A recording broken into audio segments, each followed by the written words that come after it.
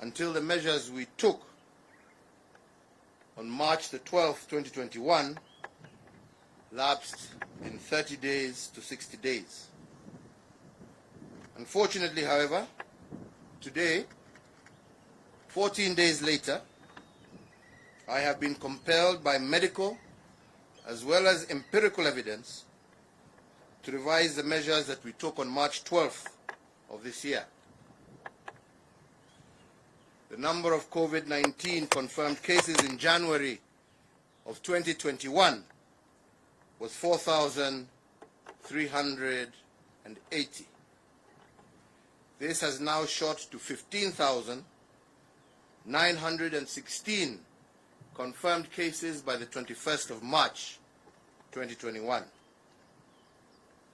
At the end of January 2021, our COVID-19 positivity rate stood at 2.6%.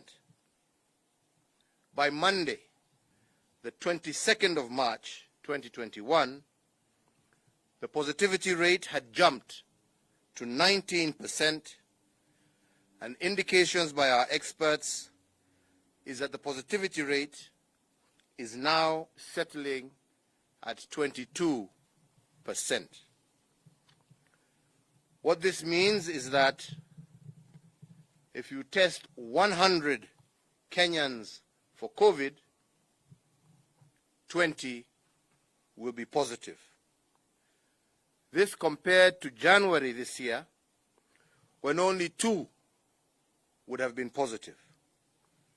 And this tells us that our rate of infection has gone up 10 times between January and March of 2021. Indeed, it is clear, and we have a clear indication of a new trend, that now Kenya is squarely in the grip of a third wave of this pandemic. In terms of geographical impact, Nairobi County accounts for close to 60% of the recorded cases. What this means is out of every 10 positive cases countrywide, 6 are from Nairobi. In other words, if we took a random sample of 5 people in Nairobi and tested them for COVID, 3 are likely to be positive. This unfortunate turn of events calls for urgent and indeed drastic measures. Fellow Kenyans, what is even more worrying is the rising death rate from COVID. Between January and February of this year, 3 people were dying every day from COVID. In March, this number has gone up to 7 people dying every day, the highest since the pandemic hit us. Equally worrisome is how this COVID crisis has tested our health system. Over the last 1 month, we have experienced a steep and sustained rise in the number of admissions for COVID-19 across the country. Since my last address on the 12th of March, 7,630 Kenyans had been admitted to our hospitals for COVID-19. Yet before my address to the nation on March 12th, there was only 4,990 Kenyans that had been admitted. So in less than 13 days, our admission rate in our hospitals has increased by 52%. In the month of January 2021, an average of 20 Kenyans were in intensive care units needing oxygen. This number went up to just under 30 persons in the month of February. Since my address on the 12th of March, over 950 Kenyans are in ICU wards for COVID-related complications. This confirms the fact that a third wave of COVID-19 is at hand in Kenya. The positivity rate is the highest since the pandemic hit us last year. The death rate is devastating by all measures, and the stress that the pandemic is placing on our health system is unparalleled. Indeed, according to our health experts, our third wave began to gain momentum at the beginning of March 2021. This wave is expected to peak in the next 30 days with more than 2,500 to 3,000 cases being reported daily. Based on our previous experience, this peak will flatten only by mid-May 2021, which is about 60 days from now. So, fellow Kenyans, to avert a national health crisis, and upon the advice of the National Security Council and the Council of Governors, and also in keeping with the recommendations of the National Emergency Response Committee on COVID-19, I today hereby issue the Public Order Number 2 of 2021 on the coronavirus pandemic as follows. Number 1, that fully conscious that 70% of Kenya's reported cases of COVID-19 have been recorded in the counties of Nairobi, Kajiado, Machakos, Kiambu, and Nakuru, these counties are individually and collectively declared a disease-infected area. That there shall be a cessation of all movement by road, rail, or air into and out of the disease-infected area as one zoned area comprising of the counties of Nairobi, Kajiado, Machakos, Kiambu, and Nakuru, effective midnight tonight, therefore meaning effective Saturday, the 27th of March 2021, until otherwise notified. That all gatherings and in-person meetings of whatever nature are suspended within the counties of Nairobi, Kajiado, Machakos, Kiambu, and Nakuru until further notice. That all in-person meetings of the Cabinet and its committees, with the exception of meetings of the National Security Council, are suspended until further notice. That with the concurrence of the parliamentary leadership of both houses of Parliament, and with the concurrence of the county leadership, the ordinary sessions of the August House, including those of their committees, and the ordinary sessions of the county assemblies of Nairobi, Machakos, Kajiado, Kiambu, and Nakuru are hereby suspended until further notice. In accordance with the standing orders of the National Assembly and the Senate, the two Speakers of Parliament will move to effect this decision, as will the Speakers of the respective county assemblies. The international travel into and out of the territory of the Republic of Kenya shall continue in accordance with the existing guidelines on foreign and international travel. That all persons coming into the country must be in possession of a negative COVID-19 PCR certificate acquired no more than 96 hours prior to arrival into the country, with the PCR certificate also having been validated under the trusted travel platform for those traveling by air. that the hours of the ongoing nationwide curfew are revised to commence at 8 p.m. and end at 4 a.m. in the zoned area that I have just mentioned of Nairobi, Kiambu, Kajiado, Machakos, and Nakuru.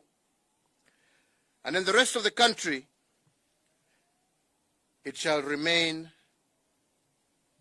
at from 10 p.m. to 4 a.m. as is currently the case. This again shall be effective as of midnight tonight, and that is Saturday, the 27th day of March 2021. That in light of the abuse of curfew passes and exemptions and its role in the steep increase in infections, the Ministry of Interior and Coordination of National Government, jointly with the Ministry of Health, is directed to immediately review the protocols for reissuance of curfew passes and exemptions, and in that regard, in the intervening period, all issued passes are hereby vacated. That all physical and in-person, as well as congregational worship in all places of worship in the counties of Nairobi, Kajiado, Machakos, Kiambu, and Nakuru stands suspended until otherwise notified. That in regard to the other 42 counties, in-person worship and congregational worship shall continue to be conducted in keeping with the one-third rule and in accordance with the guidelines of the Interfaith Council. With respect to education in Kenya, there shall be an immediate suspension of all ongoing physical learning in all our education institutions, including universities and tertiary and vocational colleges, other than for candidates sitting for their examinations and those in medical training institutions until otherwise notified. That all sporting activities are hereby suspended. Similarly, operations of sporting and recreational facilities, including members' clubs, are suspended until it is otherwise directed. That in line with the directive on public gatherings, including social gatherings, the following measures are to come into effect commencing midnight, Friday the 26th of March 2021. That the operations of bars is suspended in the counties of Nairobi, Machakos, Kajiado, Kiambu, and Nakuru. Similarly, the sale of alcohol in restaurants and eateries in the 5 counties is prohibited until further notice. That all restaurants and eateries in the counties of Nairobi, Machakos, Kajiado, Kiambu, and Nakuru shall provide takeaway services only. That the operations of bars and restaurants and eateries in the other 42 counties shall continue as is, but they shall at all times be conducted in strict fidelity to the Ministry of Health guidelines, failure to which appropriate action against management, staff, patrons, and premises shall be taken. Public transport operators are directed to strictly uphold the designated 60% carrying capacity, and the county emergency response committees that we formed are directed to enforce implementation of infection prevention control measures in markets such as hand-washing stations, while also ensuring that all sellers and buyers must be fully masked and maintain physical distance. That all employees and enterprises of whatever nature, including public bodies, the private sector, government offices, and others, are directed to allow their employees to work from home, with the exception of employees working in critical or essential services that cannot be delivered remotely until further notice. That the judiciary, law enforcement, remand and correctional facilities, as well as the Office of the Director of Public Prosecutions, and other players and stakeholders in the criminal justice and civil justice system, are also to take immediate action to eliminate non-essential physical contact or situations within their areas of mandate that may lead to crowding or propagation of the disease. That all hospitals are directed to limit the number of visitors for hospitalized patients to 2 visitors per patient. That all physical meetings or events, including social gatherings, shall have a cap of no more than 15 persons until further notice. In regard to funerals, cremations, and other interment ceremonies, it is directed that these ceremonies shall be conducted strictly within 72 hours of confirmation of death. That the attendees, officiators, and facilitators of funerals or graveside or cremation ceremonies shall be limited to 50 persons in total. That the attendees, officiators, and facilitators of wedding celebrations, of marriage or traditional union ceremonies, or ceremonies of rites of passage, and all other similar events or ceremonies shall be limited to 30 persons in total. That the prohibition against political gatherings is extended until otherwise directed, and that in view of the high morbidity and mortality rates among those who are above 50 years of age, those above 58 years of age shall be vaccinated as a priority during this first vaccination phase.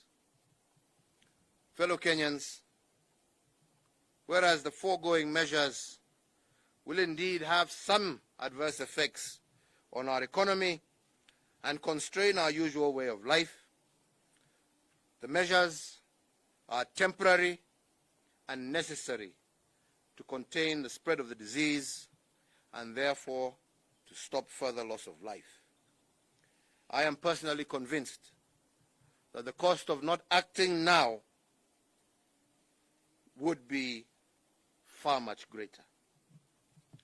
In a moment like this, as a caring government, it is our solemn duty and indeed our cardinal responsibility to protect life above all else.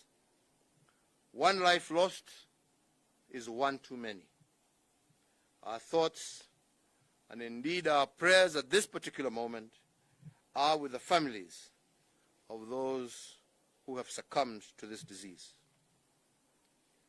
Fellow Kenyans, this is not an enemy that we are called upon to fight with bullets and bombs, but rather one that can be defeated by physical and social distancing, wearing of appropriate face masks, frequent hand washing with soap and running water, and compliance with all other anti-coronavirus guidelines and protocols. I want to emphasize that COVID is an invisible enemy, and the war against it is indeed complex. Government alone cannot fight it and win. As government, we have co-created solutions where we act together with citizens, the private sector, faith groups, civil society, and community organizations in order to wage and win this war. On my part, my administration will uphold its duty of care to the people of this republic, and we will go to any length or breadth required to ensure that every single Kenyan is safe. And to you, my fellow citizens, you too have an equally important role to play. The starting point, as we have always said, is for us to agree that government cannot police your morality or impose prudence and love for self and others. Individually, Kenyans must shoulder their role in the fight against COVID-19. Your health and that of your family, that of your friends, that of your neighbors, depends on the decisions that you make and the actions that you take. Government can and will undertake its duty, but ultimately, the success or failure of our nation's efforts boils down to individuals and communal behavior by our citizenry. Even as we do so, I today urge all law enforcement officers to live true to their oath of office and to discharge their duties without fear or favor. If the government upholds its duty of care to the citizens and Kenyans, one and all must respond by exercising their civic duty. Then, by the strength of our resolve, our resourcefulness, and our unity as a nation, we can, and indeed we shall prevail. I am confident that working together, we as a government, upholding our duty of care to you, our citizens, and you as citizens, responding by exercising your civic responsibility, we will defeat this third wave of COVID like we did before, and we will defeat it because we are all doing our part, and we shall be proud to say that every single individual did their part to the best of their ability. Sitaki niongeze zaidi ya hapo. I think statement ni quite clear, isipokuwa kusema tu, wenzangu, na haswa vijana wa taifa la Kenya, huu ugonjwa uko nasi. Huu ugonjwa unaua. Huu ugonjwa, narudia tena, unaua. Na najua sana sana kwa vijana wetu ni changamoto kubwa kuona kama umefungiwa na unaambiwa usikaribie marafiki, ndugu, usitembee, usifanye mambo mengine. Lakini kwenu, ombi langu, tuvumilie kwa muda huu mfupi, huu ugonjwa utupite, na kwa kuvumilia kwenu mutasaidia na mutaokoa wazazi, marafiki, ndugu na dada zenu, mutaokoa maisha yao. Wenzetu sasa wakati tunaongea, hakuna mtu ambaye hajui moja ama mwingine ambaye amechukuliwa na huu ugonjwa. Kwa hivyo, vile nimesema ni ya kwamba kama serikali, sisi tutafanya lolote tuwezavyo kuhakikisha kwamba tumelinda maisha ya Wakenya. Lakini jukumu ile kubwa zaidi itakuwa yenu, wananchi watukufu wa jamhuri hii yetu ya Kenya. Tushirikiane, tukubali kuchanjwa, tusipotoshwe na uongo mwingi, ndio tujiokoe na tuokoe taifa letu la Kenya. Kwa hayo machache na mengi, nasema Mungu awabariki, Mungu aibariki taifa letu la Kenya, na tuendelee kushikana pamoja mpaka tupate ushindi na hii ugonjwa ambayo imetukumba. Asanteni sana. Asante.